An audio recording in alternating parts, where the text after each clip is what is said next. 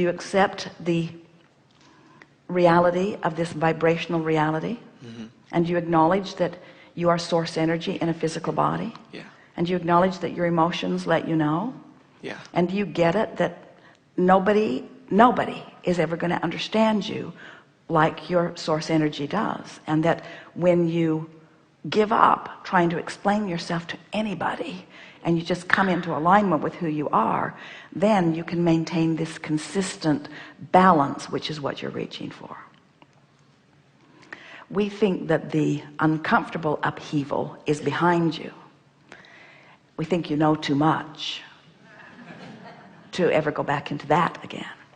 And we wouldn't spend any time trying to explain it to people. We would just live it. And what you'll start hearing from people is who are observing you is, it's nice being with you, and I like talking with you about this, and you make a lot of sense, and you seem really sure of yourself, and why are you so strong when you were so young, and why is it that things keep turning out so well for you, and what kind of magic do you possess? And your answer to most of them will be, I don't know, I just like feeling good and try to think thoughts that do. Enough? Yeah. Do you have something more? Yeah, I do. And I feel like one of the biggest things, and even like when I'm sitting here talking to you, there's always there's that aspect of me that's that voice, and that inner dialogue, that voice inside your head that just doesn't feel like, it feels like it wants you to feel. For me, it feels like, no, you're not, allowed to feel happy, or you're not. Well, you see, as we were visiting with you, we drowned that voice out. And we just kept talking to you until you felt the resonance of it, and a lot of other people felt it too. In other words, so it's just a matter of realizing that the other side of that wave, in other words, when you know other worthiness, the other side of that wave is feeling unworthy. When you are really clear-minded, the other side of that wave is confusion. And so don't ask for that to be missing. Just decide where you're going to tune yourself. It's just a part of it. It's all part of it. And so don't freak out because those thoughts are there. Just say, well, more and more I'm leaning in the direction of better feeling thoughts, and eventually I will have practiced them. There'll be a sort of tipping point where I will have practiced those more. Jerry and Esther have been at this for a long time. They've been listening to us since 1985. That's when we first began explaining things to them through Esther. And just a week or so ago, or last month, they were going to have dinner with friends on their friend's boat. And Esther was driving, she almost always does, and she set the navigational device for the address, and off they go. And she has allowed 30 minutes and thinks that it will be just right, but she's not sure about traffic, and she really wanted them to be on time because their friend was going to meet them at the gate. The gate is locked, so he was going to be standing there waiting for their arrival, so she wanted to time it well. So they barely got on the highway, and Jerry said, as he pulled an address out of his pocket, I think we're going to be a little early. Let's go by and see the house my parents lived in when I was born. And Esther is thinking, let's not. Not now. I have this all perfectly timed. And so Esther said to Jerry, well, I really don't want us to be late. And Jerry said, all right. So he just put it back in his pocket.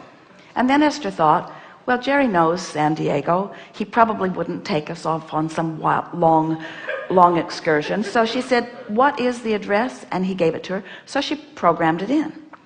And so they went by that house. And it was fun to see. The house was gone, but there's a park there. And the houses near it was fun to see what they must have looked like. A lot of little houses. And then Esther looked at her navigational device, and she saw that they only had 3 miles to go and 12 minutes. And so Esther completely relaxed because they were off the freeway. It was Harbor Drive. She knew what that's like. And so she completely relaxed and knew that they would be on time.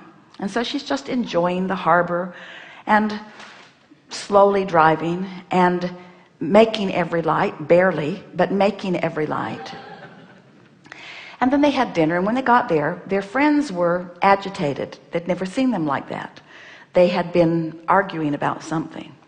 And during the course of dinner, their friends began talking about, do you ever argue? Do you ever fight? And Jerry said, no. Esther said, not really. We get along mostly. And then Jerry said, however, Esther was deliberately driving slow, trying to miss lights in order to make us late so that she could be right. Now, in fairness to Jerry, we've told the story many times about how they hook up the bus, and Esther is often hoping that they have to unhook because she'd rather be right than feel good.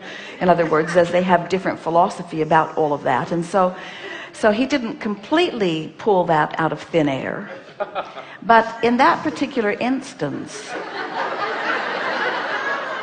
Esther was really not trying to make them late. And they laughed. They were very playful about it. And Esther said, you're accusing me of something that I'm not guilty of. And Jerry said, no, I'm observing something that you are absolutely guilty of.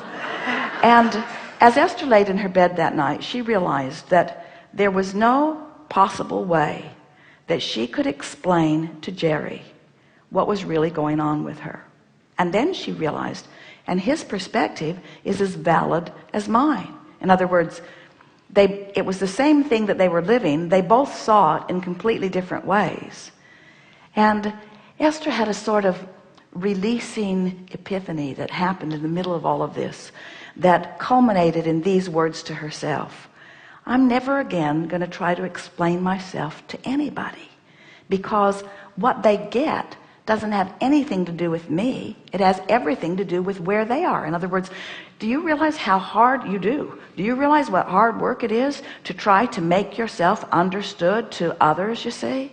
And so that's that voice that you keep thinking. We usually tease and say that's not your inner voice, that's your mother. But we don't just mean your mother. We mean it. That's the voice of almost everybody. The world is trying to get you to behave in a way so that they can feel better, you see. So you've been trained without anybody really meaning to. You've been trained away from your guidance. And so you're going to discover such a refreshing thing happen as you now are aware of your guidance. You're now aware of how it feels, and you're going to feel your personal empowerment as you're able to align with that always consistent, always loving, all-knowing energy that is always there beaming a signal for you. And if that were not true, we would not have seen the light of you spiking in the way that it is. You're going to have fun with this. Just chill out, relax. Don't take life so seriously. Be easier about it. Have more fun with it, and say to yourself really, really frequently, I don't have to think about that right now. I don't have to think about that right now. 3 things we would do. Meditate every day if you can find the time to do it, and just chill. Try to quiet your mind for at least 5 seconds or 10 seconds or 20 seconds or 30 seconds or maybe even a minute.